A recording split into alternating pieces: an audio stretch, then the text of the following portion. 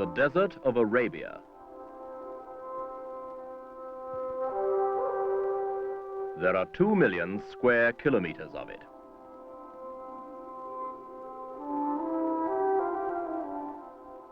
As hot as the sting of the scorpion, as capricious as the sudden start of the bird, and as shifty as the rat.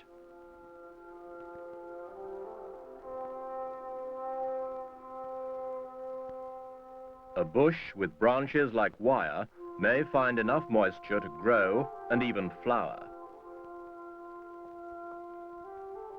But this pitiless desert will kill a man who doesn't take water with him.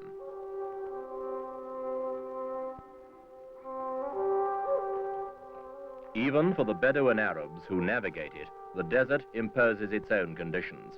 The Bedouin way of life was not adopted for its picturesque quality, nor from any innate love of freedom. It developed as a way of staying alive.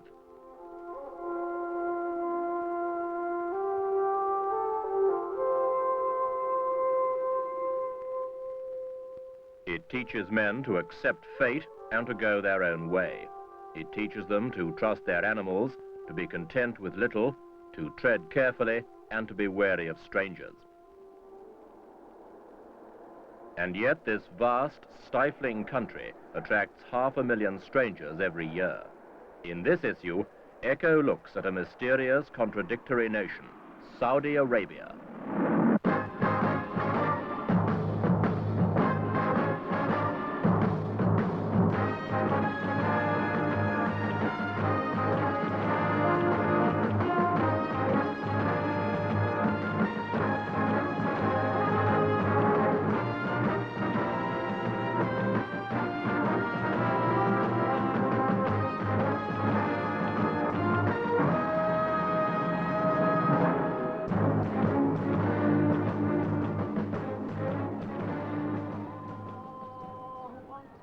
Jeddah, the principal port and main gateway into Saudi Arabia, epitomizes the country, a mixture of ancient Arab culture and Hilton Hotel architecture.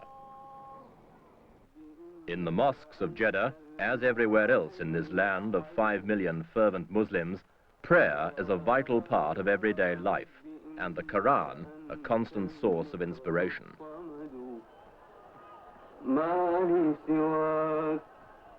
For of all the Muslim religion's 700 million adherents, none keep the faith more strictly than the Saudi Arabians. Until comparatively recently the incorruptible bastion of Puritan rigor, this country went unchanged and unchangeable for 13 centuries, since the time of the Prophet Muhammad himself.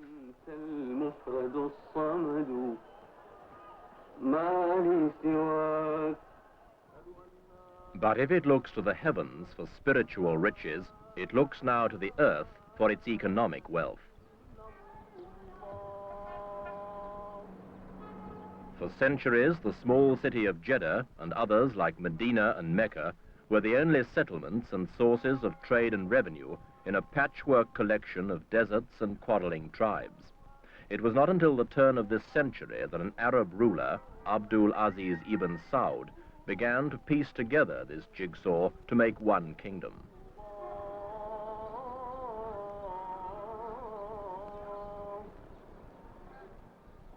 Jeddah, now a bustling seaport on the Red Sea, first grew rich as a marketplace for Arab spices, perfumes, and ivory. Today it's still a trading post, but its wealth stems from travelers, not spices, and not from ivory, but oil. Together they have brought Saudi Arabia the riches of the world. Every street has its money changer. And every street corner has its bank.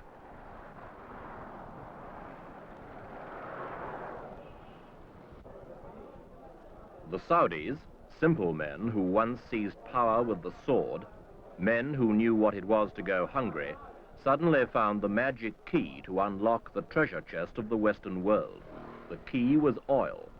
Last year, revenue from oil totaled $4,000 million.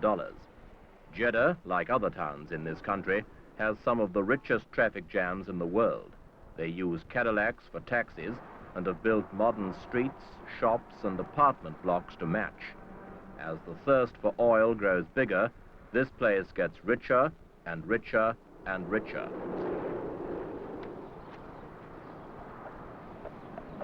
Such incredible wealth has fundamentally changed this once dusty little town and its people. Western money has brought Western attitudes along with it. In a generation, a new society has been created and Bedouins have become businessmen. Sheikh Ashmawi's family once sold camels. He's in computers. Our company has started in 1948 and we have many connections with world-famous companies, and with vast communications. We deal with England, America, and lately Germany, but only in furniture. As my wife is German, she is taking this as her personal hobby, and she is running our stores as far as the furniture is concerned. She does the buying, and she is completely responsible for this aspect of our business.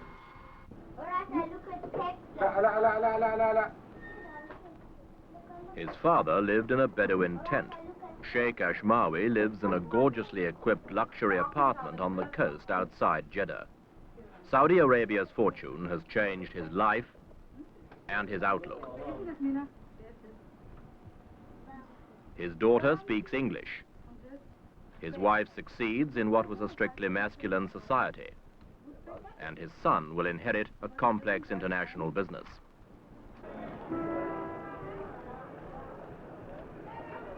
Men like Sheikh Ashmawi have mastered the intricacies of trading oil for imports of raw materials.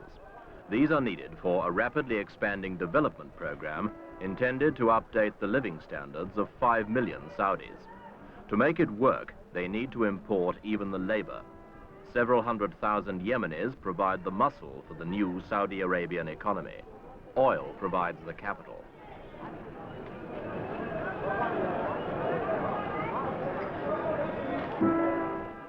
Every day, Jeddah sees the flow of products from the factories of the Western world. Cement to build, cars to drive, clothes to wear, seed to sow, and food to eat. Across the trade routes of the world come cargoes attracted by the money that crude oil leaves behind. And from across the world, other cargoes of people attracted to the central shrine of the Muslim religion.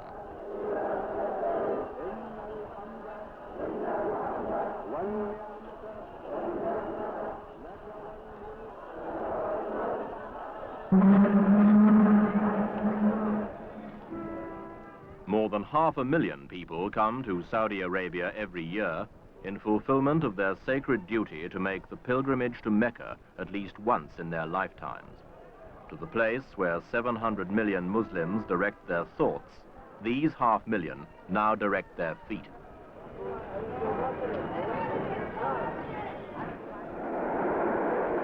They used to come by camel, now they come by comet.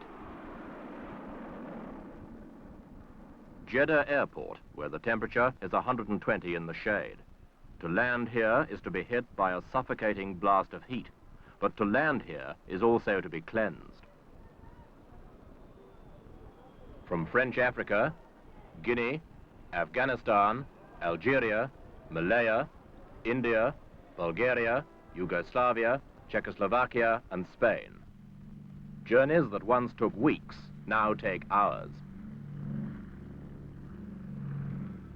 Once a year, they make the pilgrimage, the Hajj, to keep faith with Muhammad.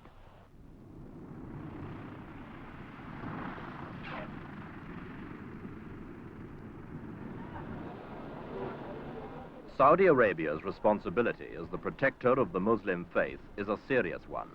A separate Ministry of Pilgrimage has been created to supervise the smooth running of the Hajj and the welfare not only of the 500,000 who make the trek from overseas, but also the other 500,000 who make the journey from within Saudi Arabia itself.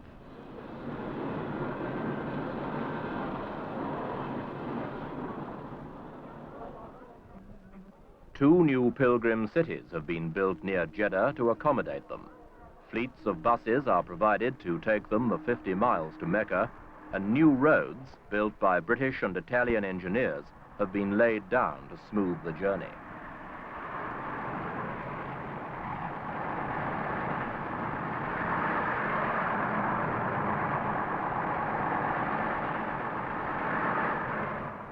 A century ago, making this dash across the desert meant risking attack from nomadic raiders who grew rich on loot they took from the caravans of the faithful. The descendants of the nomads still grow rich from the pilgrims, however, since an estimate for the revenue from the last Hajj is put at more than $120 million. Yet Saudi Arabia increasingly regards the Hajj as less of a money spinner and more of a sacred responsibility. Last year, the kingdom spent $25 million on new facilities such as medical centers, sanitation, and new roads, over 100 miles of them, all leading to Mecca.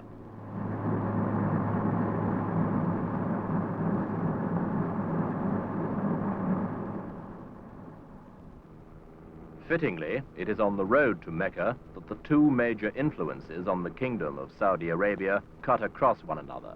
In one direction, religion; in another direction, oil. Saudi Arabia was the first of the Arab countries to reap the benefit of the world's most important fuel. Millions and millions of tons have already been pumped out, but it's been estimated that half the world's known reserves of crude oil still lie beneath this barren, featureless desert. And this nation's income of $4,000 million a year is likely to compound by 10% a year for the next decade at least.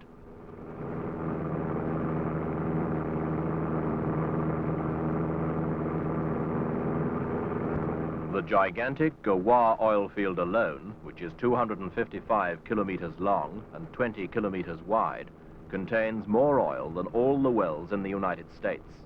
In all, Saudi Arabia produces 5 million barrels of oil a day, enough to fill 60 supertankers every week.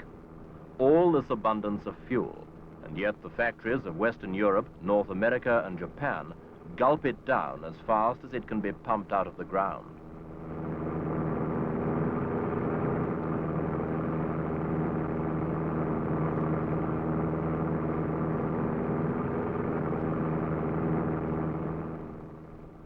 Saudi Arabia, just a dot on the map, has the best part of the industrial world tied to it because of the need for more and more oil. Tankers as big as blocks of flats queue up to carry it away, and the industrial nations queue up to pay for it. By 1980, Saudi Arabia will be producing half of all the oil they will need. It is the giant of the oil world, growing bigger and more important as other oil sources slowly run dry. And that means more money, more power, and more influence on the affairs of our time.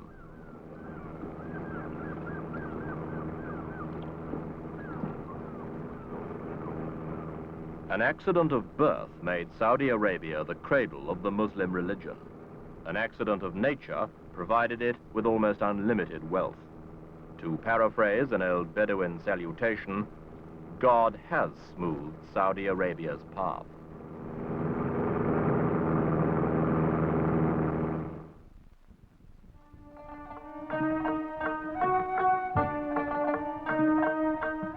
Without a volume of statistics to prove it, it's sometimes difficult to believe that Saudi Arabia is one of the most richly endowed countries on earth.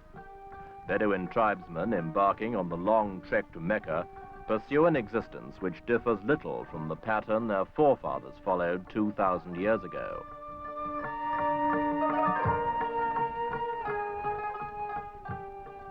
They come from Saudi Arabia's empty quarter, a seemingly endless expanse of sand where nature is capricious and shifty, a land of searing heat and occasional rainstorms, where the very shapes of the sand dunes are continually changed by the winds, where oases which were sweet one year are bitter the next, where to plant a seed is an act of hope, and to see it wither away before bearing fruit is not to be surprised.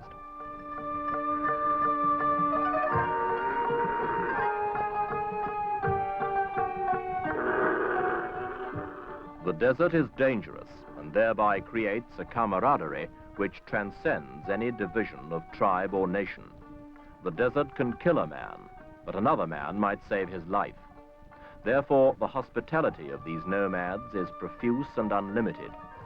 These people have never been touched by successive conquests of the Arabian Peninsula, and they are largely untouched by the new wealth which nature has revealed beneath their feet. What they do have is a faith, and once a year, they too join the mass migration to Mecca, the Hajj. By night as well as day, teeming thousands pour into the town of Jeddah. If it looks like Las Vegas, the similarity stops there. No wine, women, or song are allowed to sully the solemnity of the Hajj, and through the Arabian night, long convoys push on into the desert. For some, the road to Mecca is a smooth cruise in a car. For others, a camel ride or a long walk.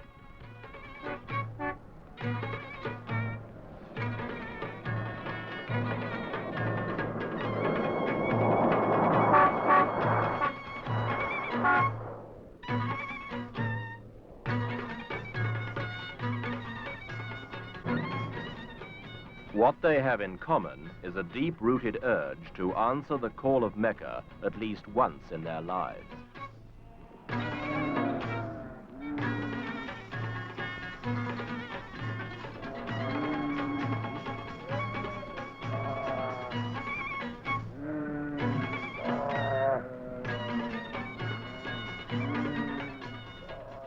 Each year, the numbers of Hajj pilgrims seem to multiply, partly due to the fact that the Muslim world itself is increasing by about 10 million people a year, partly due to swift, cheap air transport, and in some part at least, due to a resurgence of simple belief in a complicated world.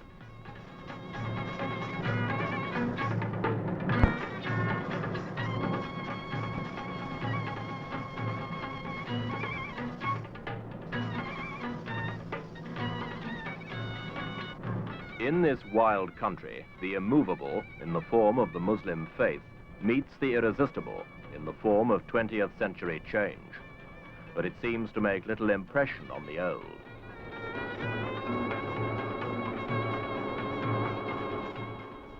At the time of the Hajj, the population inside Saudi Arabia is swollen by a fifth.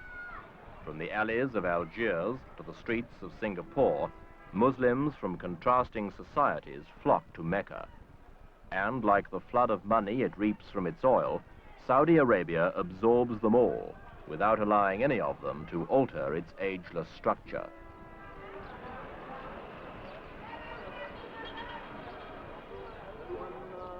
At the gates of Mecca stands the tented city. Here on the plain of Arafat, the pilgrimage of the Hajj reaches its climax. From here, the ritual begins.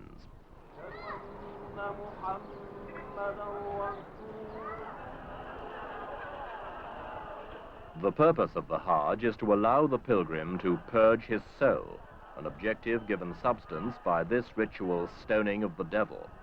A Muslim is intended to put aside worldly business and contemplate the mystery of his existence. Yet there is little room for contemplation.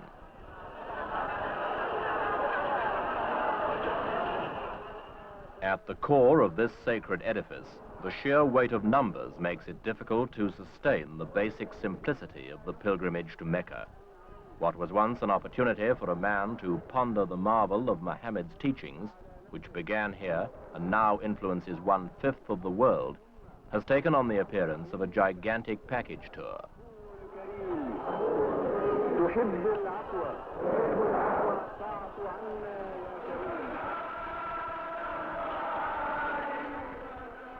There is barely time to pause or to reflect. Those who travel thousands of miles to gaze at the shrine the black-draped Kaaba, the house of Allah, do so in the company of 300,000 others.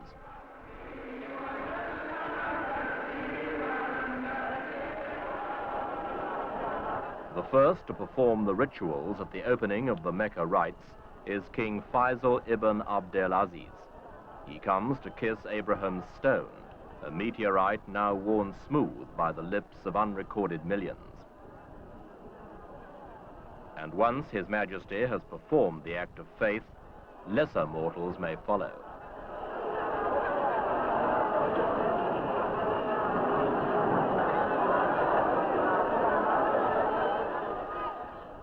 From this moment, 1 million more pilgrims, some here, some still wending their way, will obey the ancient precepts of the Hajj, all minutely described and all to be rigidly observed.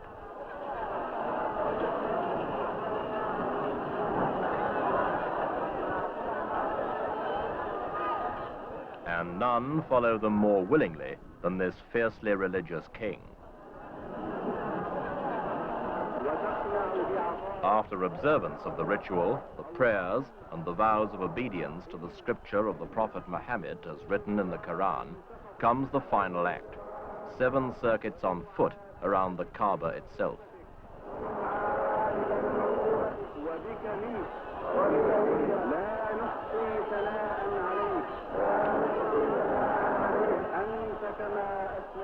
The Kaaba is said to have been built by Abraham on the site of the Garden of Eden, and is the focal point of all Muslim belief.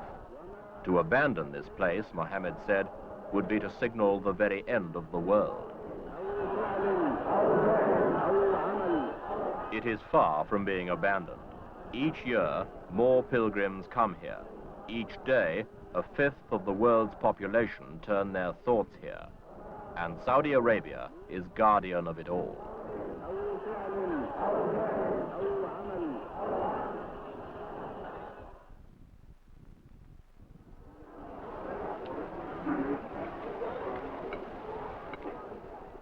Saudi Arabia and its ruler, King Faisal, rightly regard themselves as the stewards of the Muslim faith. Yet the annual pilgrimage of Muslims, the Hajj, serves more than simply a religious purpose for king and kingdom. It serves as a reminder that Saudi Arabia is a potent force in the Arab world and beyond. Faisal, a 64-year-old monarch who assumed the throne 9 years ago, is firmly anti-communist. He believes communism to be the mortal enemy of Islam. Saudi Arabia has no diplomatic relations with any communist state. The Russians seem equally eager to label Islam a tool for class oppression, despite there being 30 million Muslims within the Soviet Union. During the Hajj season, however, all Muslims, even those of communist states, can enter the kingdom to fulfill their religious duty. The delegation from the Soviet Union usually numbers fewer than 24 persons. While the foremost advocate of Islamic solidarity, Faisal refuses to support or condone the excesses of Palestinian terrorists. And unlike his predecessors, he is applying the wealth brought by oil to the good of his people. Faisal greets foreign dignitaries during their visits to Mecca, taking the opportunity to mix politics with religion in a new and powerful combination.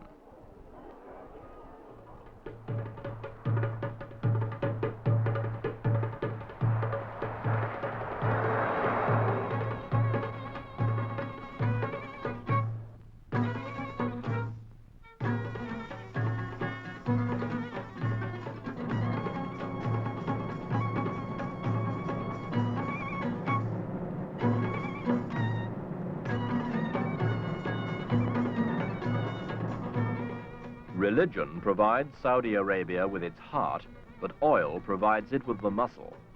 The one without the other would render Saudi Arabia either pious and poor or rich and isolated.